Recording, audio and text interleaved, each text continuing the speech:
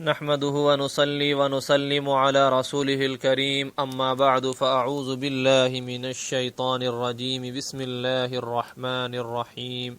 ومن يشاقق الرسول من بعد ما تبين له الهدى ويتبع غير سبيل المؤمنين نوله ما تولى ونصله جهنم وساءت مصيرا وقال عليه الصلاة والسلام عليكم بسنتي وسنة الخلفاء الراشدين المهديين صدق الله مولانا العظيم وصدق رسوله النبي الكريم ونحن على ذلك لمن الشاهدين والشاكرين والحمد لله رب العالمين۔ محترم سامعین کرام، ہم اذان عثمانی کے مسئلے پر آپ کے سامنے مختصر سی گزارشات پیش کرنا چاہتے ہیں، کچھ باتیں آپ سے کرنا چاہتے ہیں۔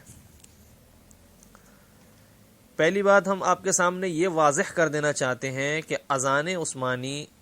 کے مسئلے پر اجماع ہے، اذان عثمانی پر اجماع ہے، اذان عثمانی کا مسئلہ مجمع علیہ ہے۔ اس بات کی شہادت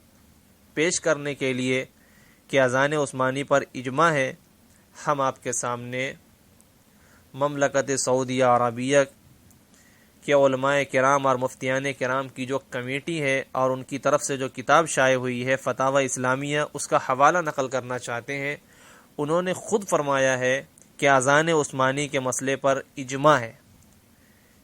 اذان عثمانی کے مسئلے پر اجماع ہے، سکوتی اجماع ہے۔ خود اس عنوان کا نام رکھا ہے، بحث کا نام رکھا ہے، جمعہ کے دن پہلی اذان بدعت نہیں ہے۔ تو ناظرین سامعین کرام، یہ بات واضح ہو گئی کہ اذان ثانی جمعہ کی جو اذان ہے، سیدنا عثمان بن عفان رضی اللہ تعالی عنہ نے جو اذان دلوائی تھی، اس اذان پر اجماع ہے۔ اب ہم نے آپ کے سامنے قرآن کریم کی جو آیت تلاوت کی ہے، اس کا ترجمہ سنیں۔ اللہ رب العزت نے اپنے پاک کلام کے اندر ارشاد فرمایا، وَمَن يُشَاقِقِ الرَّسُولَ مِن بَعْدِ مَا تَبَيَّنَ لَهُ الْهُدَى، ہدایت واضح ہو جانے کے بعد، کھل کر سامنے آ جانے کے بعد جو نبی اور رسول سے مخالفت کرے، وَيَتَّبِعْ غَيْرَ سَبِيلِ الْمُؤْمِنِينَ، اور مؤمنین کے راستے سے ہٹ جائے، کٹ مارے، نُوَلِّهِ مَا تَوَلَّى، جس طرف وہ جا رہا ہے، کٹ مار رہا ہے، ہم اسے اس طرف پہنچا دیں گے، راستہ دکھا دیں گے، وَنُصْلِهِ جہنم، اور اسے جہنم میں ڈھکیل دیں گے، جہنم میں داخل کر دیں گے، وَسَاءَتْ مَصِيرًا، اور یہ بہت برا ٹھکانہ ہے۔ تو منکرین اجماع کو یہ وارننگ دی جا رہی ہے کہ جو اجماع کا مخالف ہوتا ہے، جو اجماع کی مخالفت کرتا ہے، وہ اپنے لیے اپنا ٹھکانہ جہنم میں بنا رہا ہوتا ہے۔ دوسری بات، حضور صلی اللہ علیہ وسلم نے ارشاد فرمایا، علیکم بسنتی، کہ میری سنت کو لازم پکڑو، میری سنت پر چلو، وسنت الخلفاء الراشدین، اور خلفاء راشدین کی سنت پر بھی چلو۔ میرا طریقہ سنت کہلاتا ہے اور میرے خلفاء راشدین کا طریقہ بھی سنت کہلاتا ہے۔ یہ حدیث بہت ساری حدیث کی کتابوں کے اندر آئی ہے، اور ہمیشہ سے علماء حق اس حدیث کو بطور استدلال پیش کرتے چلے آئے ہیں۔ امام مسلم رحمۃ اللہ علیہ کتاب الحدود کے اندر باب حد الخمر، شراب کی حد، شراب کی سزا کیا ہے، اس باب کے اندر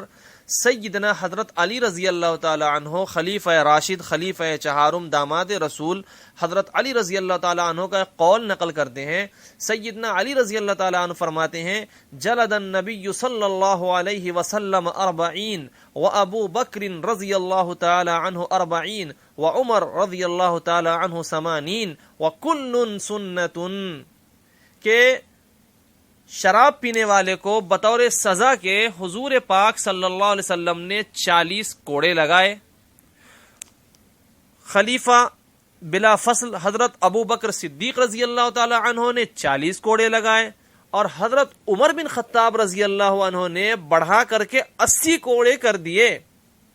یہ بڑھوتری حضرت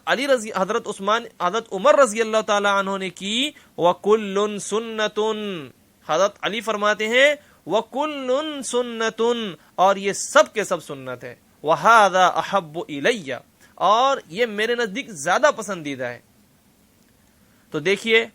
حضرت علی رضی اللہ تعالی عنہ نے صاف فیصلہ سنا دیا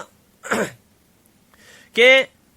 جو بڑھوتری، جو ایجاد، جو کچھ خلیفہ راشد قائم کرے وہ بھی سنت ہے، اور اس کو پسند کرنا ایمان کی دلیل ہے. اللہ اکبر. اب ہم اذان عثمانی کے مسئلے پر بات کرنا چاہتے ہیں. حضرت عثمان بن عفان رضی اللہ تعالی عنہ نے جو اذان کہلوائی تھی، اس اذان کی مخالفت کرنے والے شیعہ ہیں.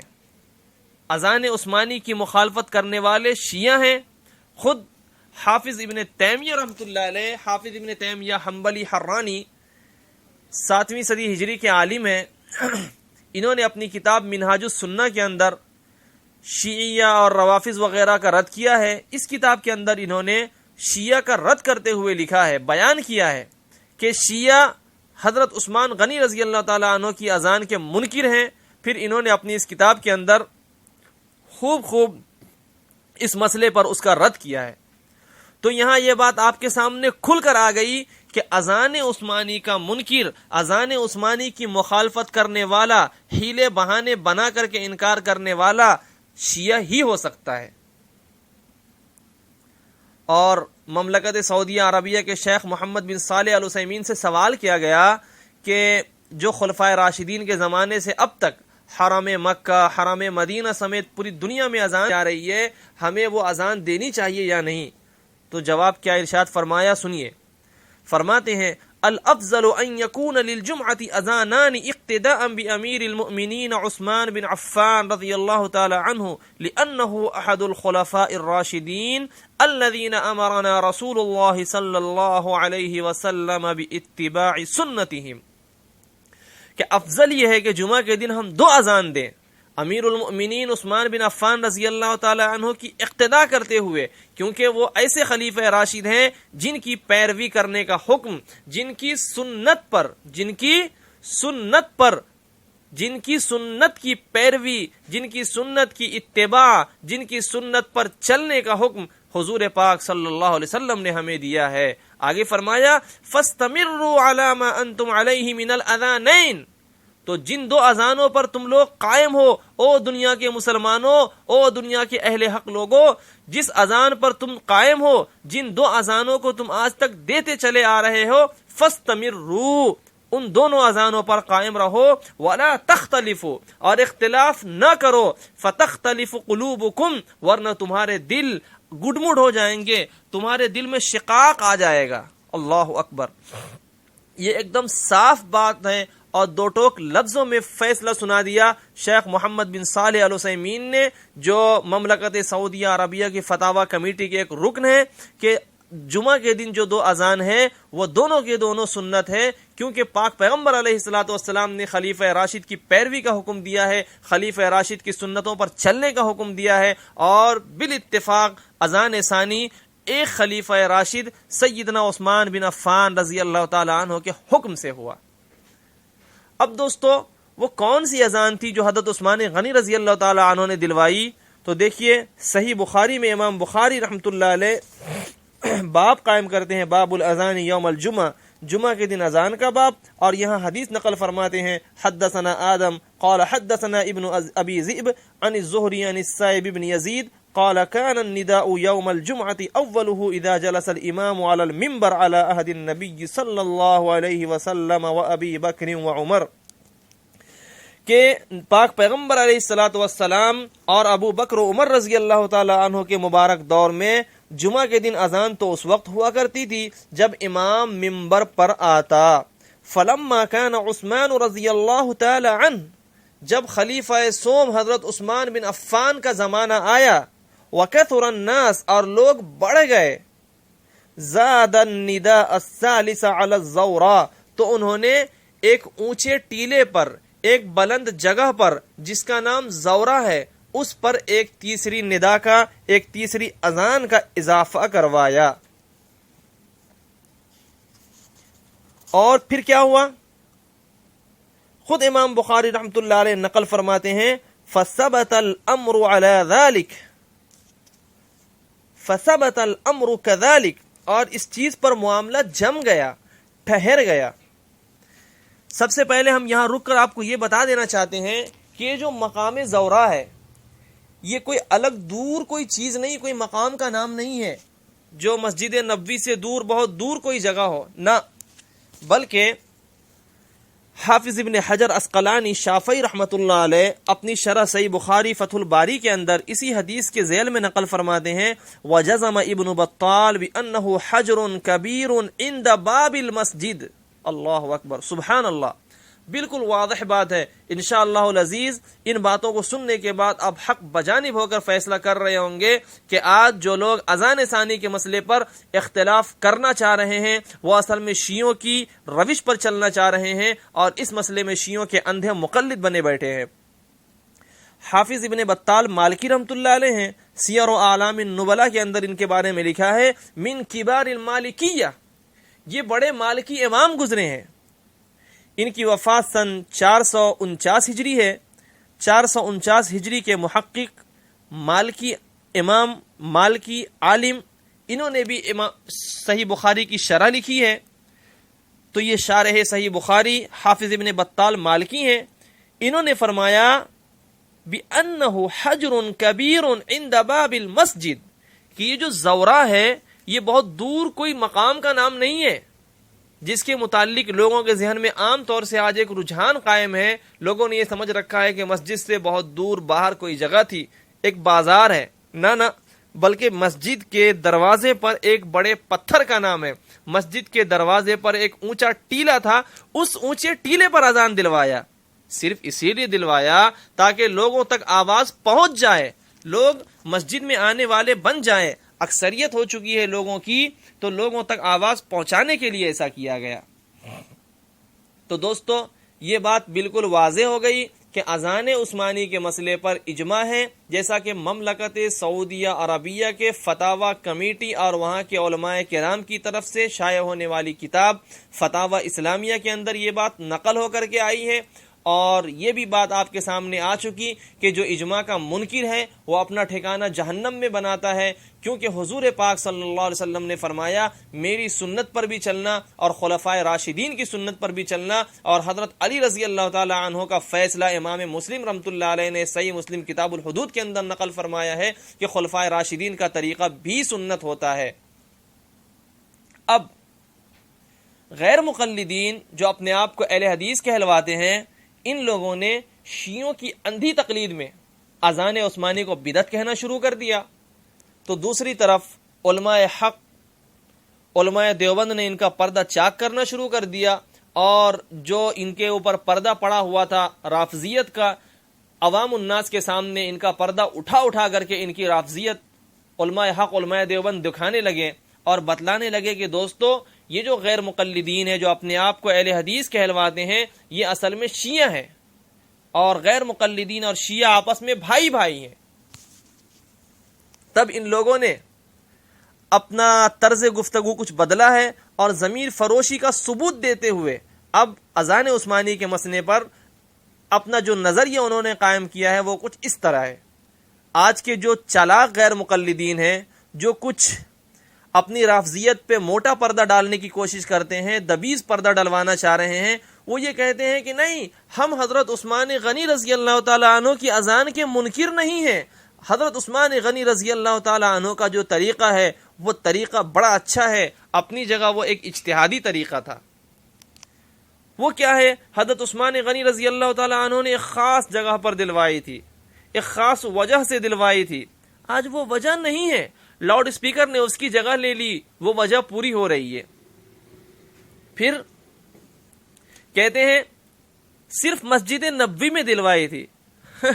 اللہ اکبر،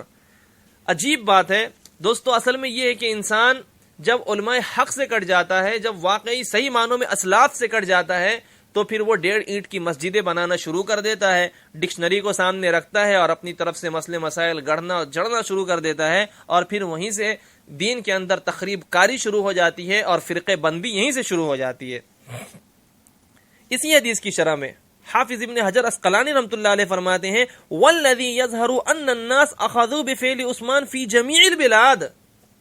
کہ یہ بات واضح ہو رہی ہے، ظاہر ہو رہی ہے کہ حضرت عثمان غنی رضی اللہ تعالیٰ عنہ کے فعل کو دیکھ کر کے پورے شہر میں، فی جمیع البلاد، مملکت اسلامیہ میں، اسلامی شہروں میں، تمام تر شہروں میں یہ رائج ہو گیا اور یہ اذان جاری ہو گئی، اذ ذاک لکونہ خلیفۃ مطاع الامر، کیونکہ اس وقت وہ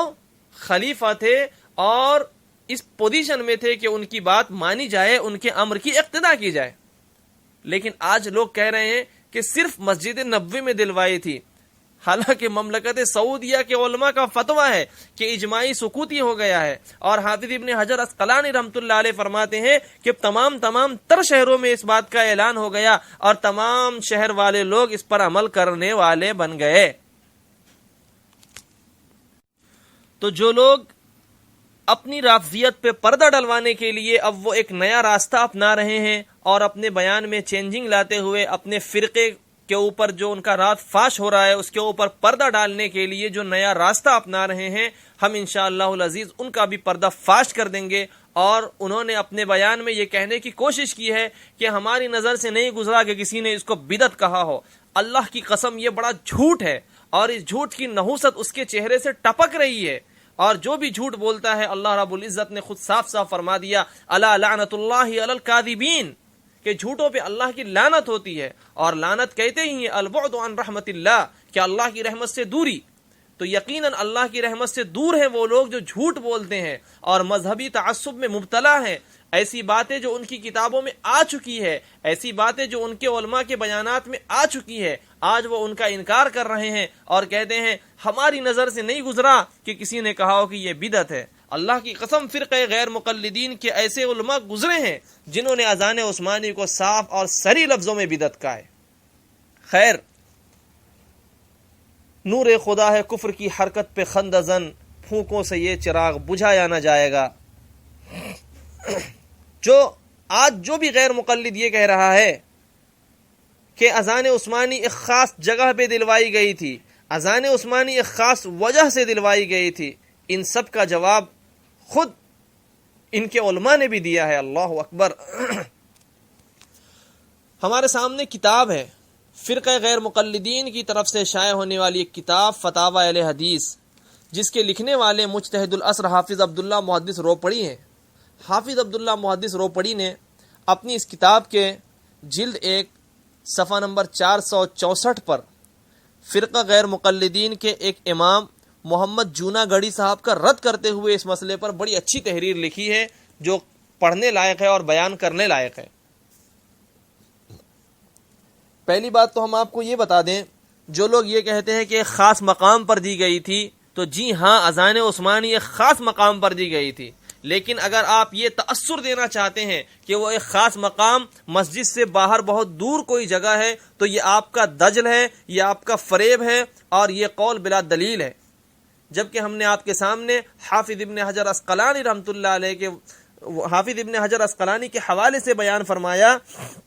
کہ وہ بیان فرماتے ہیں، ابن بطال رحمۃ اللہ علیہ کے حوالے سے ابن بطال نے بیان فرمایا ہے کہ وہ حجر کبیر عند باب المسجد، وہ ایک اونچی جگہ تھی، وہ ایک ٹیلا تھا مسجد کے دروازے پر، اور اونچی جگہ پر ٹیلے پر اس لیے اذان دلوائی گئی، اذان ثانی کا اضافہ اس لیے وہاں پر کروایا گیا کہ وہاں سے اذان دور تک اپنے گاؤں میں اور شہر میں پھیل جائے گی۔ تو جو کام آج کا لاؤڈ اسپیکر کر رہا ہے، یقیناً کر رہا ہے، وہ کام عثمان غنی رضی اللہ تعالی عنہ کی دور رس نگاہوں نے اور بصیرت بھری نگاہوں نے دیکھ لیا تھا کہ وہ کام ٹیلے سے ہو سکتا ہے، اس لیے ٹیلے کا انتخاب کرایا تھا۔ بالکل واضح بات ہے۔ اب اگر کوئی یہ کہتا ہے کہ اگر اذان ثانی کا اضافہ کرانا ہو تو ٹیلے جیسی جگہ کا انتخاب کرنا چاہیے، ہم ان سے کہتے ہیں تم اپنا مائک بند کرو، لاؤڈ اسپیکر بند کرو، اور تم جا کر کے ٹیلے پر اذان دلواؤ تاکہ سنتوں پر عمل ہو سکے۔ یہ صرف اور صرف بچنے کے راستے اور پیترے ہیں، اللہ کی قسم یہ بچنے کے لیے پیترے اور راستے اپنا رہے ہیں، اس کے علاوہ اور کچھ نہیں ہے۔ چنانچہ محمد جونا گڑھی صاحب کا رد کرتے ہوئے فتاوی اہل حدیث کے اندر حافظ عبداللہ روپڑی غیر مقلد لکھتے ہیں، اور بعض لوگ جو کہتے ہیں کہ بلند جگہ بازار میں دینی چاہیے، اور بعض لوگ جو کہتے ہیں کہ بلند جگہ بازار میں دینی چاہیے کیونکہ عثمان رضی اللہ تعالیٰ عنہ نے ایسی جگہ بھی دی تھی، تو یہ ٹھیک نہیں ہے۔ اذان سے مقصود اعلان ہے، یعنی لوگوں کو بذریعہ توحید اعلان ہے، اس میں بازار یا کسی جگہ کی کوئی خصوصیت نہیں۔ مدینہ شریف میں بازار مسجد کے ساتھ تھا، مدینہ شریف میں بازار مسجد کے ساتھ تھا، اس میں حضرت عثمان نے موضوع جگہ پر دلوا دی۔ اس میں ہر شہر کی جامع مسجد میں موضوع جگہ دیکھ لینی چاہیے۔ کتنی صاف بات ہے۔ آج کے غیر مقلدین جو بچنے کے لیے راستہ اپنا رہے ہیں، خود ان کا راستہ ان کے بڑے لوگ بند کر کے رکھے ہوئے ہیں۔ اسی طرح منکرین قیاس، شرعی قیاس کے منکرین جب قیاس کرنے پر آتے ہیں تو وہ یہ کہتے ہیں حضرت عثمان غنی رضی اللہ تعالی عنہ نے تو ایک خاص مقصد کے لیے دلائی تھی، افراد بہت زیادہ ہو گئے تھے اس وجہ سے دلوائی تھی۔ تو اس کے متعلق حافظ عبداللہ روپڑی لکھتے ہیں اگر کہا جائے کہ حضرت عثمان کے زمانے میں مسجد نبوی میں بہت لوگ ہو گئے تھے اس لیے دوسری اذان دلوائی تھی، اب لوگ تھوڑے ہوں تو بھی دلواتے ہیں، پس یہ بدعت ہوئی۔ یعنی جب لوگ زیادہ ہو تب دلوانا چاہیے لیکن کم ہو تو نہیں دلوانا چاہیے۔ جواب اس کا یہ ہے کہ حضرت عثمان کے زمانے میں عام شہروں میں جاری ہو گئی اور اس پر صحابہ نے انکار نہیں کیا۔ دیکھیے آج کے غیر مقلدین جو یہ کہہ رہے ہیں کہ صرف مسجد نبوی میں دلوائی تھی، خود اس بات کا رد ان کے پرانے عالم کر چکے ہیں کہ حضرت عثمان کے زمانے میں عام شہروں میں جاری ہو گئی تھی، اذان عام شہروں میں جاری ہو گئی تھی اور اس پر صحابہ نے انکار نہیں کیا۔ تو معلوم ہوا کہ مدینے میں اس کی ابتدا اگرچہ بہتات کے وقت ہوئی مگر پھر یہ شرط نہیں رہی، اگرچہ بہتات کے وقت ہوئی مگر یہ شرط نہیں رہی۔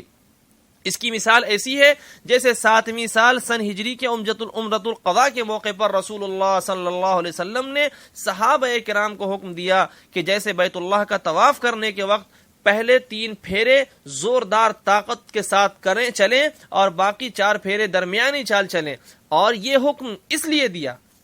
یہ حکم یعنی طواف کرنے کے وقت جو 3 پھیرے لگانے ہیں وہ زوردار طریقے سے ہل کر کے لگانے ہیں، اس طریقے سے جس طریقے سے ایک پہلوان اکھاڑے میں اترتا ہے اس طرح لگانے ہیں۔ یہ حکم اس لیے دیا کہ کافروں کو اپنی قوت دکھائیں، کیونکہ کافروں نے مشہور کر رکھا تھا کہ مدینہ کے بخار نے ان کو کمزور کر دیا۔ اب یہ وجہ نہیں رہی لیکن حکم باقی ہے، لیکن حکم باقی ہے۔ ٹھیک اسی طرح اذان کی ابتدا بھی بے شک بہتات کی وجہ سے ہوئی لیکن پھر بھی بہتات کا لحاظ نہیں رکھا گیا۔ پس اب قلت و کثرت دونوں صورتوں میں درست ہے۔ اگر ناجائز ہوتی تو دوسرے شہروں میں عام طور پر جاری ہونے پر صحابہ انکار کرتے مگر انہوں نے انکار نہیں کیا۔